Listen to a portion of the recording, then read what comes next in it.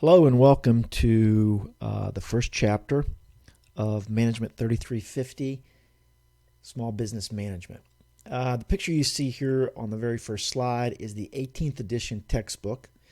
You may or may not have a textbook, but this, I found out, is not actually the most recent edition. There is a newer edition, the 19th edition.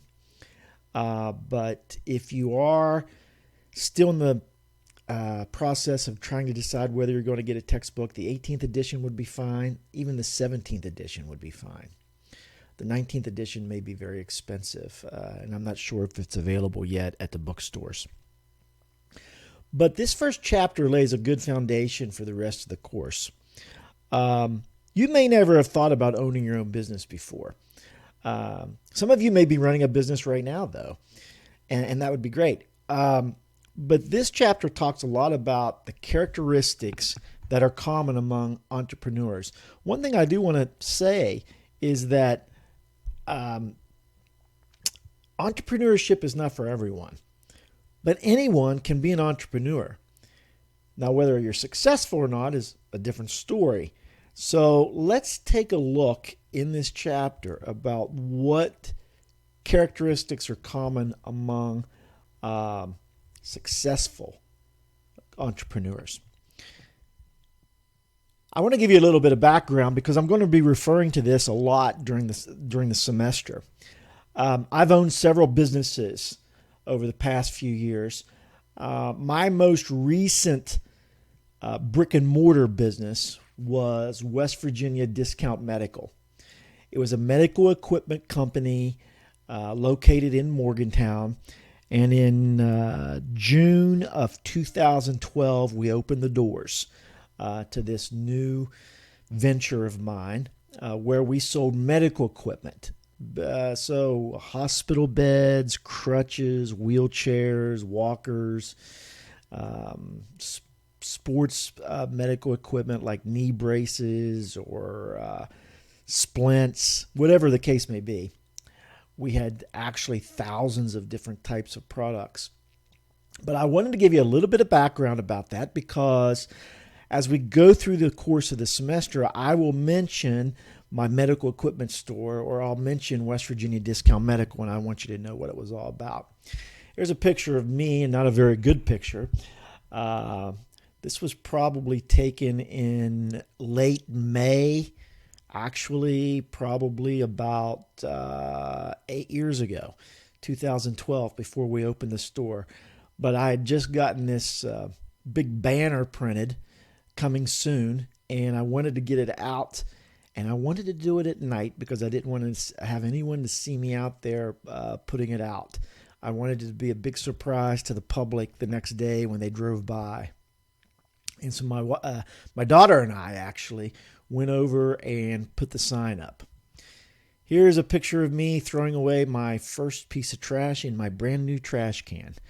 It took between April and early April to mid-June to get this store up and running. It took a lot of work purchasing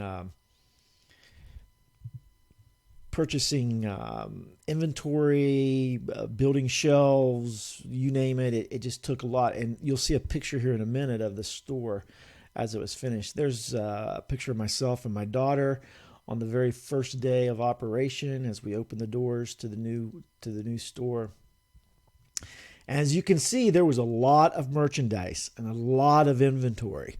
And we had all types. We had lift chairs and we had wheelchairs, canes, and crutches. Anything that someone would need, medical equipment, to help them, assist them to live on their own after maybe hospitalization or being in a rehab center or even coming out of a nursing home.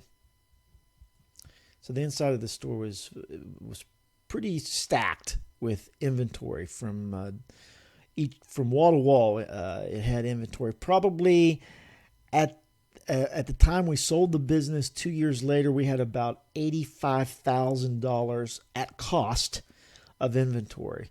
So roughly about $160,000 to $180,000 worth of inventory. What drove me to the idea? Well, I wasn't all that young. This was 8 years ago, so I was in my mid to late 40s. I was in Atlantic City, and I just decided I was on vacation, and I was a director of sales and marketing for a local company. And I was on vacation in Atlantic City with my wife and daughter, and then this was about a year before I actually quit my job. But I decided I really wanted to open my own business, and I hadn't decided at that point exactly what type of business it was going to be, but I wanted to be my own boss, and I wanted to open up a business. Between March and January 2012, I'd pretty much narrowed the idea down to a medical equipment company. I had experience in the area and in the industry, so I felt that would be a good low-risk business to get into. And in January 2012, one snowy Sunday morning, I was on my way to church, seen a building in Morgantown that had some space available to lease. And I knew it was a very busy location in between the hospitals, which basically made a great location for my business. And I decided that's where I would go. And so in March 2012, I quit my job and started getting this operation underway. June 18th, 2012, we opened the doors. And it was a very successful business right out of the gate. It was very surprising. Even surprising to myself how well we did, even from the very beginning. But in June of 2014, I was approached by a couple people who were also in the medical industry, but not in the medical equipment industry. They expressed a real strong desire to purchase my business if I would sell it. And after deliberation with my wife, we decided we would sell. And I would teach full-time at that point. And so July 31st, 2014, we sold the business. I just wanted to give you a background of that because, as I said, one of the reasons why I teach this class is because I've owned small businesses. I have 2 consulting businesses currently, one for strictly retail medical equipment companies and one for general businesses. But this is a brick and mortar store that really lends itself to our what we'll talk about throughout the semester. So here are some of the learning goals of this chapter. We're going to talk about the characteristics of entrepreneurs and talk about different kinds of entrepreneurship. We're also going to really, hopefully, you'll understand the importance of small business to the American economy. We'll talk about the motivations and perceptions of owning a small business, potential advantages of small businesses over larger firms, and there are many. So small businesses, people don't realize how prominent they really are. There are about 27.8 million businesses in the U.S. right now that would be classified as small businesses. And they represent over 99% of all businesses. Now that is if you just counted each business one by one. So Apple Computers one, Ford Motor Company's one, Joe's Barbershop on the corner's one. And if you counted all the businesses up one by one, just by number and quantity, 99% are classified as small businesses. They employ close to 50% of the private sector. So you can see how important they are to the economy. They are very important. They offer a lot of jobs and a lot of income to the American economy and to the world economy. So small businesses are so important. One of the trends, though, that I recently have come upon is that there is a decreasing or a downward trend in the number of small business startups. Throughout this semester, I'll probably refer to a book that I recently purchased and I'm currently reading called The Soul of the Entrepreneur. And in this book, it talks about how entrepreneurship has been basically trending downward. And that's not a good thing because the economy depends on small businesses. So I'll refer to that book and some of the quotes from it as we go through the semester. Small businesses in government terms and by most people's terms are gauged by the number of employees. And you'll hear different numbers, but for our purposes, we'll just say 500 employees or less. And really, we may even hone that down to like 100 employees or less. 500 employees seems like a lot. That's probably more what we would think of as a medium-sized firm, but still, government views that as a small business. There's attractive small firms that offer substantial rewards, financial rewards to their owners, and these would be, well, Apple Computer is no longer an attractive small firm, but years and years ago when Steve Jobs and Steve Wozniak created Apple Computer and they only had just a few employees, it was an attractive small firm that had the potential to offer substantial financial rewards, and it did, paid off handsomely to the owners, not only to Jobs and Wozniak, but to all the original employees, and it's still exponentially providing a good return and a good income to the employees, even though it's a very large company. Micro businesses provide a modest return to the owners, and a lot of small businesses are like this. That's where it might be just one or two people, or a business that has maybe like 10 employees. Maybe all their operations are localized. They're not, maybe they're only located here in North Central West Virginia and nowhere else. So there's different types of businesses that are classified as small businesses. But just keep in mind that primarily we'll be talking about realistic businesses that you and I would be engaged in or possibly opening. We're not talking about the Apple computers or Tesla Motors or Intel or Yahoo or Google. All these companies, of course, are mammoth companies now, but they started out as these very, very small companies that just exploded on the scene and became so large. We're going to talk about the average small business, which still makes up most of the economy. That's your mom and pop operations that you'll see locally, and businesses that me and you would be more than likely to open.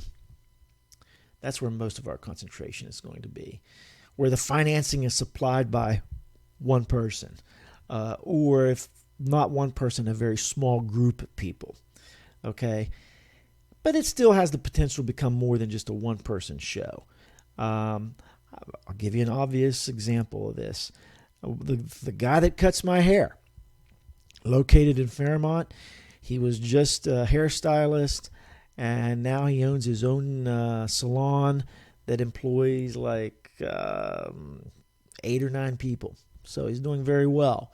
But it's more than a one-person show, and although he did finance it himself and himself alone. An entrepreneurial opportunity. What is that? Well, it's really when we spot something that we look at and we think, whoa, this might be something that has a lot of potential. And the reason it has potential is because it's an idea that creates value for customers or potential customers. One of the things that you'll hear me say probably over and over in this class is creating value is the key. If you've got an idea for a business or you've got an idea for a product, it has to be able to create value for the customer. Okay, it has to be able to create value for the people who buy it, whether it be a product or service. It has to have some value. So if you happen to see an idea, maybe you're out of town or on vacation and you see somebody with a small business, wow, that'd really work well in our town, or that would do really well in Fairmont or Morgantown or Clarksburg or Charleston. that might be an entrepreneurial opportunity. Bootstrapping is a term in entrepreneurial studies that basically refers to the idea that entrepreneurs do whatever they can with very limited resources. So if they can borrow some idea, or if they whatever they can do to get their business up and running. I like to use this example. If you ever went to a sporting event or somewhere where you park your car in a large parking lot, come back and there's a menu under your windshield wiper, or there's a flyer, a poster of something about a business, that is an entrepreneur's way of marketing or doing bootstrap marketing. They are actually going out and it's very inexpensive, practically free, but they're going out and taking advantage of all these cars being parked and all these people. They're not buying a television commercial. They're not buying an ad in the newspaper. They're just making a bunch of copies on the copier of a menu or an advertisement or a coupon and slipping them underneath the windshield wiper of thousands of cars. A lot of people don't like that happening, but that is entrepreneurship, and that is entrepreneurial bootstrapping, a very good example of that. I don't know how many of you have ever heard of the company Life is Good. It's the t-shirt company that has the little stick people on it and says Life is Good. This is one of my favorite companies, and I own several of the t-shirts that they make. But there is a video that is located on my YouTube channel, and if you haven't subscribed to my YouTube channel yet, well, if you're watching this video, you're on my YouTube channel. But there is a video there that's it's called Life is Good. Take a few minutes and watch that. It's a very inspiring video, but it sort of describes these two brothers. The Jones, I think their last name was Jones, but these two brothers who had this idea of making t-shirts, and they have built this business into this multi-million-dollar business that employs probably hundreds of people by now. But it started out of the trunk of their car. It's a great success story, and the video that I've posted on YouTube is a TED Talk that one of the brothers made. And like I said, it's a very inspiring video. I encourage you to watch it, but it's just a success story of a small business. So make sure you take a look at that when you get a chance. I was in Asheville, North Carolina a few summers ago, and I seen one of these contraptions. I don't know if any of you have saw this before, but that is it's called the Amazing Pub Cycle. And I have since seen them in other cities, but this was the first time that I ever saw it, and I took a picture of it. But all it is this machine that is powered by the people who sit around it by pedaling. And what they do is they go from pub to pub and get samples of beer. And you pay like $25 or $35 to get on this thing, and it travels around town to all the local breweries. And in Asheville, it works very well. Probably wouldn't work well around here. We don't have that many local breweries, but in large cities, you'll find lots of these local companies that make their own beer. And this is a way for them to advertise, but it's also a way for whoever owns this pub cycle business to make a living. And so it's just a neat idea that someone came up with, and now it's in several cities. I'm sure it's either a franchise or maybe it's just people doing it on their own. Okay, so when we're talking about or thinking about an entrepreneur, what type of qualities do they have? What type of personality characteristics that are common among successful entrepreneurs? There's always a commitment and determination. Obviously, if you're doing something on your own, you have a lot of commitment behind it, especially if you're using your own money to get it up and running. So there's a strong commitment and determination to succeed. And you have a strong motivation to excel. I'm going counterclockwise here, as you can see. But there's a strong motivation to be productive and to be successful. Lots of time these people are very creative, self-reliant, and they have adaptability and flexibility to adapt because they know that the longer they go down the wrong road, the more money they're going to lose. So as soon as they recognize that they're doing something wrong, they are very adaptable to changing and flexible to changing because they don't want to lose their own money. They have I'll say a medium to high tolerance of risk because there's a lot of risk involved when you quit your job and go out on your own. Ambiguity or uncertainty, there's a level of tolerance to that. Not seeing things as clearly, something that's ambiguous is a little fuzzy, you can't really determine exactly what it is, and uncertainty, not knowing what lies ahead. They have an obsession to finding opportunity.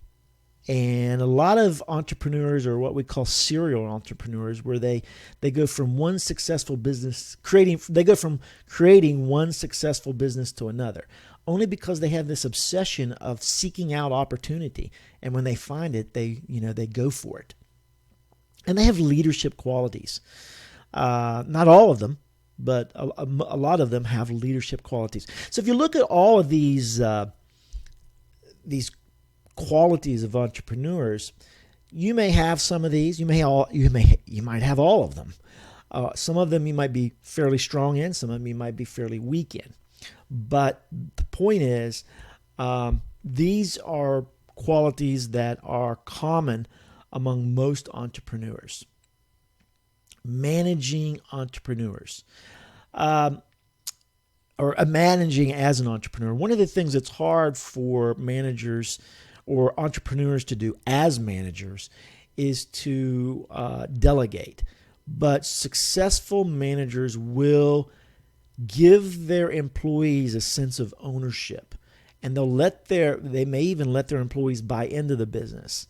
So that because a business is not successful without good employees.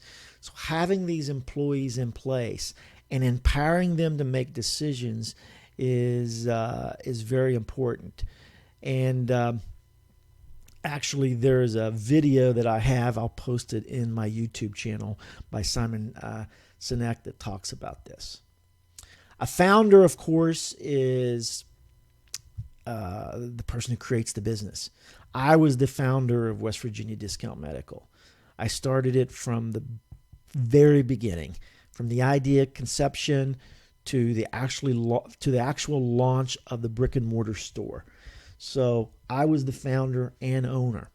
A second stage entrepreneur might be someone who works in that business, who worked for me, or someone who bought the business from me, which eventually happened. A franchisee, and we'll talk about this in another chapter, but a franchisee is someone who actually buys the rights to own a business that's already been created. So we all know of franchises. McDonald's is a franchise. Wendy's is a franchise. But actually taking that idea that has been proven successful and for a fee, buying that and opening up as a business. Now, your power is limited by that, and we'll talk about that in the franchise chapter. But a franchisee is a form of entrepreneurship. And an entrepreneurial team is just a team of people who work together as entrepreneurs, maybe partners that open up a business. There's social entrepreneurship, where you really your business is focused around helping society as a whole. You might even say that once you watch the Life is Good video that's on YouTube, you will notice that they are what I would classify as social entrepreneurs. They actually give a portion of their profits, a large portion of their profits, to children's charities. So they're helping with society problems by donating money. Other companies, their products are revolved around that. thinking and acting like an entrepreneur is not easy, but it is something that people can identify and hone in on and work at being better at. But successful entrepreneurs they're intentional with their goals. They seek opportunities that have growth potential. They like to challenge themselves personally. It's like a game to them. I mean, it's a very serious game. And a lot of them will dream big. I won't lie to you. I thought when I first opened my business, one of the very first things I thought of was franchising that business so that it would not only be in Morgantown, but all around the country. I came this close to actually doing that. Actually had went to a law firm, got and paid for a lawyer to help me with a franchising agreement. And it was about that time that I was approached to sell for people who wanted to buy the business and then wanted me to sell the business, and I didn't go through with it. But dreaming big is part of being an entrepreneur. Entrepreneurs fail. There's a very high failure rate, and there's lots of reasons for that. And we'll talk about that as we go along in the semester. But a lot of times it's just entrepreneurs will fail because they overestimate what they can do, or they have a total lack of understanding of what they're getting into. It would be like someone coming into Fairmont or Morgantown and opening up a Lamborghini dealership, not understanding that hardly anyone in the area makes enough money to buy a Lamborghini. And so a lack of understanding of the market, not doing enough market research. And we'll get into market research as we go through the semester. Hiring mediocre people. A few slides back, I talked about how it's important to give your employees some type of ownership or empower them to make decisions. Well, you can't do that if you have mediocre people. You have to hire people that are competent. Steve Jobs once said that at Apple Computer, they like to hire people who teach them what to do. We don't want to hire people where we have to teach them. We want the people we hire to help us learn. So they always hire top-notch individuals. Failing to be a team player, thinking that you can do it all is crazy. Being a domineering marketer or manager, someone who doesn't value people. And failure to share ownership, like I said earlier. It's extremely challenging to be an entrepreneur. It's not for everybody. My dad would never have wanted to open up a business. He loved what he did, and he was an electrician for 20 years at a glass factory, and then he worked at a utility company, and that's all he wanted to do. He just wanted a paycheck, wanted to provide for his family, and he did. But he had no intentions of being an entrepreneur because it is extremely challenging, and it does take this love and passion just to keep going. One of the things, though, one of the reasons why I even opened up a business is I thought at the time that it would be something I could pass down to my family. When I sold the business, before I sold the business, I actually found out that my son and daughter did not want to take on the family business. So it helped making that decision of selling the business a lot easier. And it can have a lot of meaning in your life. Having that business and having that sense of accomplishment is very important to a lot of people. So is it right for you to own a business or start a business? Are you passionate about a product or something that you do or a service that you might provide? Do you have a tolerance for risk? Can you make decisions effectively? Can you multitask and take on numerous responsibilities? People become entrepreneurs for a lot of reasons. Some people just want to get out of the job that they're in. And that would be a corporate refugee, the second one here on this slide. And that's sort of what I was. I was at a job. I was director of sales and marketing at a local company, and I did not like my job that well. I loved what I did, but I didn't like the people that I worked for all that much. I didn't agree with how they managed, I guess is the best way to say it. I liked them, but I just didn't agree with their philosophy. And so I left that job to go on to my own business. A reluctant entrepreneur might be someone who loses their job and finds out, well, if I got to work and I can't find a job, I'm going to have to open up my own business, or you're forced to open up your own business. So there's lots of reasons why people want to do it. I've known people who've never had or have never done anything but work for themselves. And I've known people like myself who have always worked for someone else or other companies and then took out on their own to be an entrepreneur. So there's lots of different avenues. Motivations for finding or founding a company or being a founder of a new business: personal fulfillment, personal satisfaction, having independence, being your own boss, financial rewards. Those are 4 really big reasons why people go out on their own.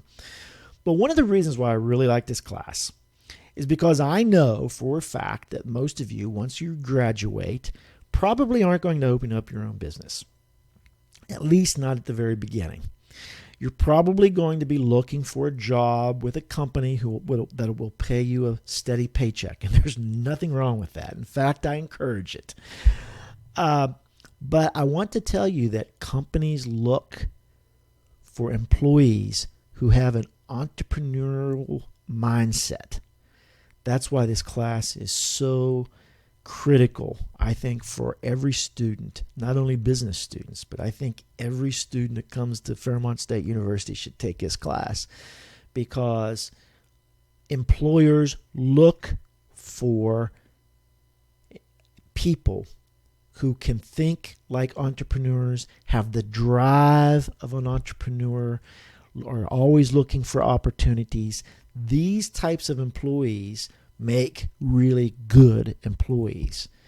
And it can't hurt to mention that you have an entrepreneurial spirit that you want to use or take advantage of in a job, because that's what employers are looking for, and that's another reason why I really love this course. Also, entrepreneurs take on different personalities. They have to be not only the manager or the people that start the business, but they have to understand how things work. They have to be the technician.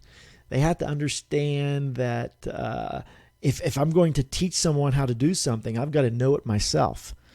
So having a medical equipment company, after I started hiring employees, I had to know how the equipment that we were selling worked. And we sold thousands of different types of equipment and thousands of products. And I myself had to be able to sell it, and I had to be able to train people on it. And so I was a technician. I was also the entrepreneur, the person who started the business. And I was the manager. I was the one who was in charge. And so all of these things and balancing these things, these different areas or these different responsibilities or personalities is very important in order to be effective. Earlier, we talked about some of the learning goals. One of the learning goals was, what advantages do small businesses have over larger businesses? Here are some of the biggest ones. One of the things that makes small businesses attractive is the customer focus that they can use every day. They're not so big that they lose focus of the customer. So that customer focus is very important in order to be successful, in order to be profitable. And so because they are small and they can focus on their customers, they have an advantage over the big box retailers or these huge conglomerates who don't even know who their customer is. I had customers that I called that I knew on a first name basis, and they would only come to me for their products. They wouldn't go anywhere else. They loved Jim, and they loved West Virginia Discount Medical, and we were so customer focused. It was one of our later on the semester, I'll show you my original business plan. It was one of the things that was being focused on with our business was customer satisfaction, customer service. Niche markets. Small businesses have to really find their niche in the market and specialize in that. Small businesses cannot be all things to all people. There's no way that we can compete with Walmart product for product. They have thousands of different products. You can go into Walmart and buy toilet paper. You can go into Walmart and buy shotgun shells. We can't do that. Small business cannot do that. So it's important that we find a niche and we become very good at it and we become the expert at it. Innovation and globalization. Small firms and entrepreneurs can innovate quicker than larger firms. There's less levels of management to go through. They're very flexible and they're adaptable, if you remember earlier. So because of this flexibility and adaptability, they have a competitive edge over their larger competitors. Globalization can happen because of the internet. And so globalization can happen if a small business takes off. If it's one of these businesses that has that potential to explode, globalization can happen quickly as well. Integrity and responsibility. A smaller company is looked at, a mom and pop operation is actually looked upon as being more ethical, more caring, having more responsibility than a large company or a large conglomeration where you're just a number. And we'll talk about this, I believe, in the next chapter a little bit. They have quality performance because they can focus on quality quicker and better than a larger company. And because they are a niche, they're operating in a niche market, they can offer quality. So just look at it this way. Here's a really good example. I'm full of good examples. What company would you rather buy a bicycle from? Let's say you're a big bicycle enthusiast. Would you rather buy it from Target or Walmart, or would you rather buy your bike from a local bike dealer who actually buys it, assembles it, services it, knows everything about it? That you're going to get a much higher quality product, much higher quality bicycle at the small bicycle shop than you would at Target or Walmart. So these are 5 huge competitive advantages that entrepreneurs have over larger firms. And so keep those in mind. There's lots of resources out there. I'm going to show you resources throughout the semester. Here's just a few. The U.S. Small Business Administration, or the SBA, is definitely one. The U.S. Commerce Department has a Marion Ewing Kauffman Foundation that offers a lot of help to entrepreneurs. SCORE is a bunch of veteran small business owners who come together to offer advice and mentoring to small business owners. So there's lots of resources out there, and I will provide those to you and for you as we go through the semester. Be sure to complete the Chapter 1 assignment. It should be a fun assignment. It's a survey that you're going to take to see how well you score on some of the characteristics that we talked about of entrepreneurs. And what I want you to do, the assignment explains it, but I want you to write me or tell me what you were really good at and what you really need to work at if you would want to become an entrepreneur. But don't think about this just from a starting your business perspective. Because as I said just a few minutes ago, I know that a lot of you are not going to start a small business. Think of this as how you can become a marketable employee. Because that's what you're doing here at Fairmont State University. You're learning, you're filling your brain up full of knowledge, gearing yourself to get out there and get a good paying job and career. Use this class to do the same thing. So as I just told you minutes ago, employers like to hire people who have entrepreneurial instincts, who have entrepreneurship in their blood. They like that. They want to hire those types of people. So take this survey and see where you fit.